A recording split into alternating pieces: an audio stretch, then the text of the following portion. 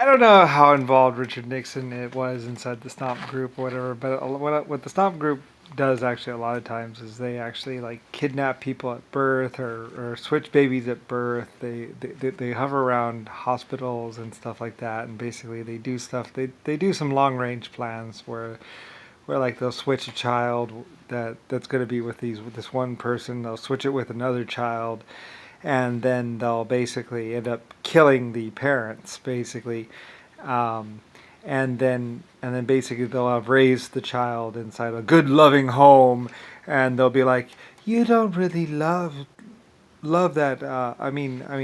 You want to be with mother, and they do a lot of things like that, where some really sick, twisted stuff, where they'll kill the parents and they kick out the other child that was living with the parents, being like, well, you're not really related to them, so you're not really entitled to the money.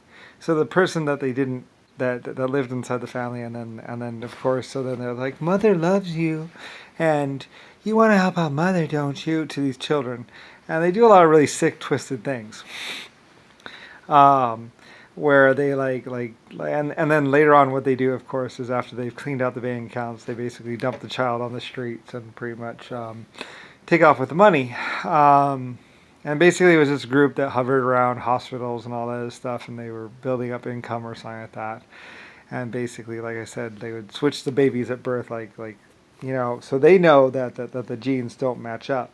So then they would kill the parents or something like that in an accident, a car accident or something like that, and then the one young child, which is like 20 or 15 years old or 30 years old, would think that he was going to get the money or whatever.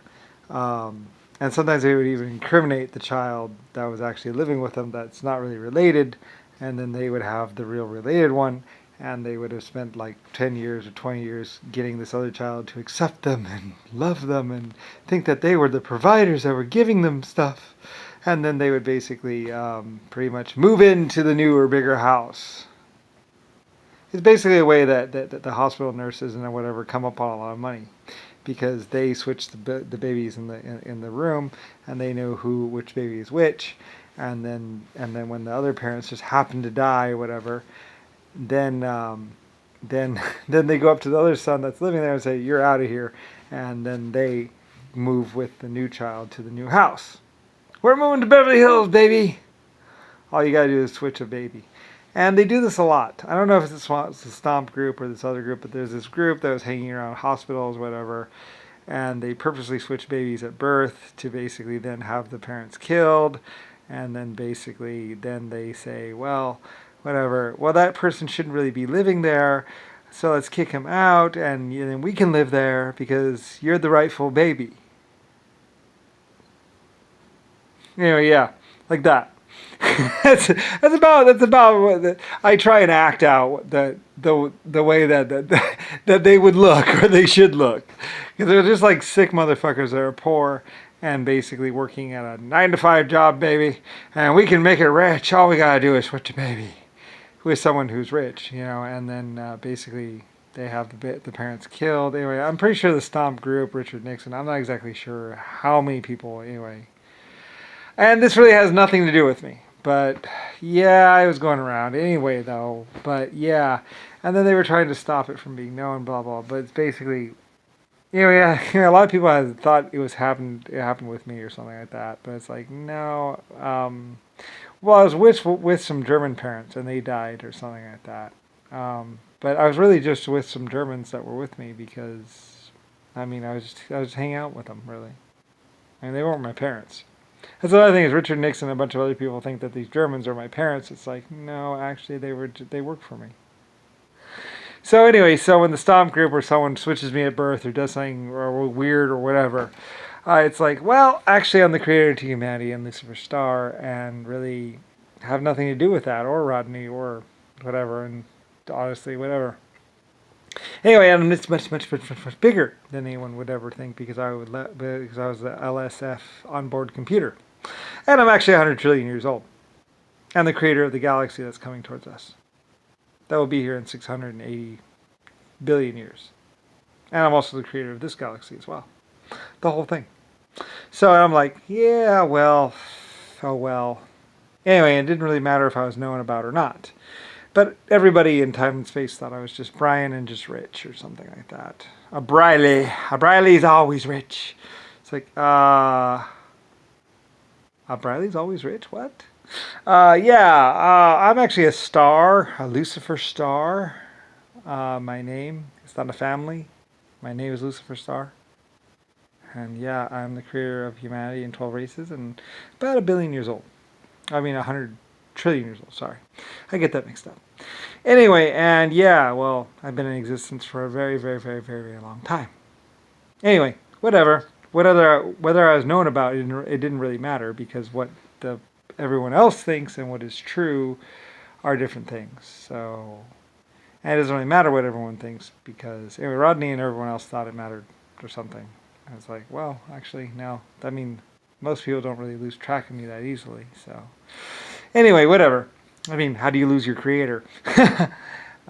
Genetic computer or whatever that created life forms. Anyway, it doesn't really matter, but a lot of life forms eventually would be asking, where did we come from? Who are we? Why are we here? Who named America? It's like, well, I did. Anyway. So, anyway, whatever. They sent nanotechnology after me to kill me. They sent a lot of things after me to kill me. Anyway, to try and take over the world, the galaxy. It's one way ticket to up, baby. Oh, Jack, you're so amazing. Oh, John. Like, well. Yeah, well, good luck with that. Anyway, whatever. I don't care. I'm very much ambivalent. That's one of the reasons why they say God is ambivalent. It's like, well, I kind of am ambivalent. I'm 100 trillion years old. And I've seen it all. No, I've seen a little bit of it. Anyway, whatever. That was a long time ago. They had to delete my memory banks and besides, so I didn't be able to keep a lot of my memories. My memories, they're so amazing. All my happy times with all my life forms and all those spaceships and everything else like that. I'd love it. I'd crash a spaceship. Like I say, $50 million spaceship. And I'm like, we're going to try and land. I think I can do it. Like I said, there's a lot of times when I'd be like, you know what? I really think I could do that. I've done the calculations and I think I can land it. And they're like, are you sure? I'm like, yeah, well, you just get it like that and we kick it like that and then we land. It should work. We'll just come down on the tail or something like that. And they're like, no. I'm like, I'm the captain. And so I was like, okay, well, it's your call. It's your ship. So I was like, and other people were like, I knew that wasn't going to work. Fuck. Radio for help. We better build a mine so we can get this ship repaired. A lot of happy crew members smiling, like pointing to the ship. I crash. Well, that's gonna cost you. Anyway, they would usually blame a crew member. They'd point like this to a crew member, blaming the crew member. It's like, it's my fault. It's my fault. I'm the onboard computer. I made the call.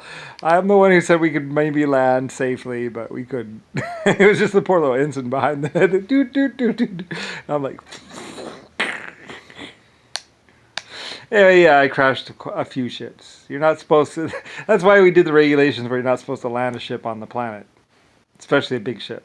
But you know, I always wanted to go down there, and I was like, well, I got the thrust. I think I can do it. So. Anyway, so I'd try it, and it would usually end up in...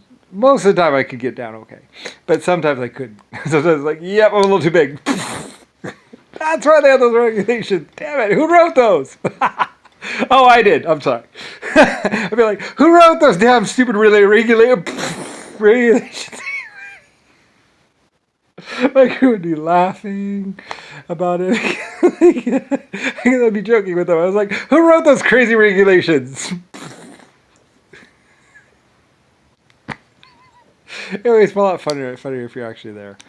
Anyway, yeah, so the crew would be laughing later on because it's like, you know, normally it'd be a court-martial or like serious jail time or something for crashing, or somebody would be wondering, why did you crash $1 billion or $100 trillion spaceship? It's like, well, the onboard computer said we could do it.